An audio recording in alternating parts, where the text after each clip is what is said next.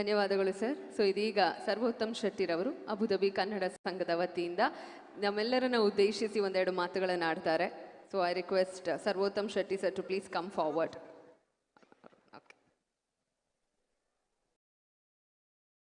ಧನ್ಯವಾದ ಎಲ್ರಿಗೂ.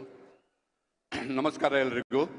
ವೇದಿಕೆಯಲ್ಲಿ ಇರುವ ಎಲ್ಲ ಗಣ್ಯರು, ಹಿರಿಯ ವ್ಯಕ್ತಿ ಡಾಕ್ಟರ್ ಯೂಸುಫ್, ನಮ್ಮ ಜಯಂತಣ್ಣ, ದಯಾಕಿರೋಡಿಯನ್ನು, ಎಲ್ಲವರು ಹಿರಿಯರು, ದುಬೈ ಕರ್ನಾಟಕ ಸಂಘ ಹಾಗೂ ಅಧ್ಯಕ್ಷರಾದ ಶಶಿಧರ ನಾಗರಾಜಪ್ಪರವರೇ ಹಾಗೂ ನೆರೆದಿರುವ ಕನ್ನಡ ಮನಸ್ಸುಗಳಿಗೆ ನಮಸ್ಕಾರವನ್ನು ಸಲ್ಲಿಸುತ್ತಾ, ಕುವೆಂಪುರವರನ್ನು ಮಾತು ಹೇಳ್ತಾರೆ, ಎಲ್ಲಾದರೂ ಇರು, ಎಂತಾದರೂ ಇರು, ಎಂದೆಂದಿಗೂ ನೀ ಕನ್ನಡವಾಗಿರು.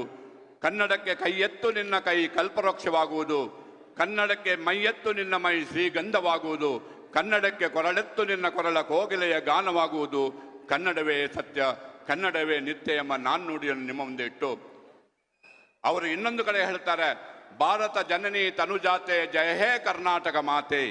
ಭಾರತ ಮಾತೆಯ ಸುಪುತ್ರಿಯಾಗಿರ್ತಕ್ಕಂಥ ಕರ್ನಾಟಕ ಮಾತೆ ನಿನಗ ಜಯವಾಗಲಿ ಎಂದು ಹೇಳಿದರೆ ಹೊರತು ಭಾರತದಿಂದ ಕರ್ನಾಟಕ ಬೇರೆ ಅಲ್ಲ, ಕರ್ನಾಟಕದಿಂದ ಭಾರತ ಬೇರೆ ಅಲ್ಲ ಎಂದು ಎತ್ತಿ ತೋರಿಸುವಂತಹ ಶ್ರೀಮಂತ ಸಾಹಿತ್ಯ, ನಾವು ಹುಟ್ಟಿ ಬೆಳೆದು ಬಂದಿರುವಂತಹ ನಮ್ಮ ನಾಡಿನ ಭವ್ಯ ಪರಂಪರೆ, ಅನೇಕತೆಯಲ್ಲಿ ಏಕತೆಯನ್ನು ತೋರುವಂತಹ ನಮ್ಮ ಭವ್ಯ ಶಕ್ತಿ, ಇದನ್ನೆಲ್ಲ ಉಳಿಸಿಕೊಂಡು ಬರಲಿಕ್ಕೆ, ಬೆಳೆಸಿಕೊಂಡು ಬರಲಿಕ್ಕೆ ದುಬೈ ಕರ್ನಾಟಕ ಸಂಘ ಕಳೆದ 38 ವರ್ಷಗಳಲ್ಲಿ ಈ ಕೆಲಸವನ್ನು ಮಾಡುತ್ತಿದೆ.